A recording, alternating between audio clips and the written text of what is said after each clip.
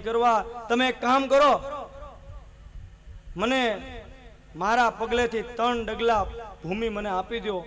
એમાં એવું છે, હું આવતો હતો ને ત્યારે ખેતરમાં હું મારી સેવા અર્ચના કરતો હતો. સવારમાંથી ખેતરનો માલિક હતો ને મને ખીજાણો, એટલે થોડોક અફસોસ થયો કે જો થોડીક એવી જગ્યા મળી જાય તો સેવા અર્ચના પૂજા થઈ શકે. એટલે તમે મારા પગલેથી 3 ડગલા પૃથ્વી મને આપી દો. બલિરાજા કહે છે સારું.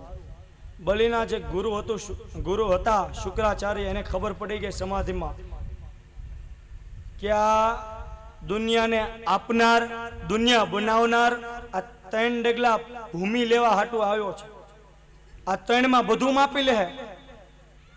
તો એને બલિરાજાને એકાંતમાં બોલાવીને ચેતવો, પણ એ ન માન્યો. એ કે જો ભગવાન પોતે મારા દ્વાર ઉપર આવીને માંગતા હોય ને તો મારું બધું લૂંટાઈ જતું હોય ને તો એ લૂંટાવી દેવા હું તૈયાર છું.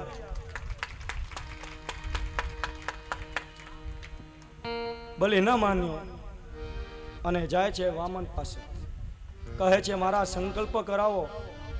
શુક્રાચાર્યને ન ગમ્યું કે હમણાં બધું માપવાની બદલે હમણાં બધું લઈ લેશે, બધું હરી લેશે. ઘણાને આવું હોય,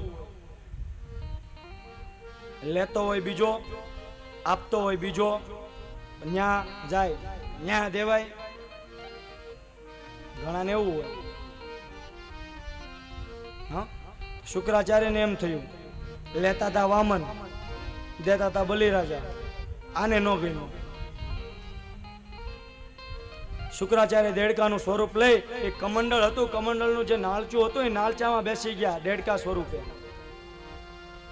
પાણીને બહાર ન આવવા દીધું કે પાણી જો આવે તો સંકલ્પ થશે ને. ભગવાનને ખબર પડી ગઈ કે આ શુક્રાચાર્ય એવા છે. ભગવાને દર્ભની સળી લીધી અને નળચામાં નાખી અને શુક્રાચાર્યની એક આંખ ફૂટી ગઈ. શુક્રાચાર્યએ વિચાર્યું કે હવે હું બહાર નીકળી જાઉં, હવે બહુ આડું નથી આવવું, નકર બે જાય.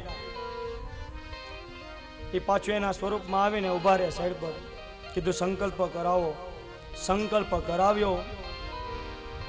કીધું કે બોલ કે તે 3 ડગલા ભૂમિ મને આપી અને મેં લીધી. બલિરાજા કહે છે હા, મેં તમને તમારા પગથી 3 ડગલા ભૂમિ તમને અર્પણ કરી. ત્યાં તો વામન સ્વરૂપ ભગવાન હતા, એને કીધું તે આપી તો મેં લીધી અને ભગવાને વિરાટ સ્વરૂપ ધારણ કર્યું અને એક પગ મૂક્યો પૃથ્વી ઉપર, બીજો પગ જવા દીધો વૈકુંઠની સ્વર્ગલોકની ઉપર. અને એ બલિને કહે છે બોલ હવે ત્રીજો ડગલું ક્યાં મૂકું. પેલો બલિરાજા હતો એ તો ડરવા લાગ્યો, 2 હાથ જોડીને પ્રાર્થના કરવા લાગ્યો, પણ હજુ કે તારો સંકલ્પ અધૂરો રહેશે. બોલ ત્રીજો ડગલું ક્યાં મૂકું. કહે છે પ્રભુ તમે કઈ બાકી જ નથી રહેવા દીધું, હવે તમને અધૂરું દાન મારે નથી આપવું. તમને ત્રીજો પગ મારા મસ્તક ઉપર મૂકો. અને ભગવાને મસ્તક ઉપર પગ મૂક્યો અને બલિને પાતાળમાં ચાપ્યો. બલિએ પોતાનું સર્વસ્વ ભગવાનને સોંપ્યું. સર્વસ્વ કેમ કહેવાય કે પહેલા તો એને સર્વ સોંપી દીધું. પૃથ્વીમાં જે કંઈ હતું એ આપી દીધું, સ્વર્ગલોક એ પણ આપી દીધું.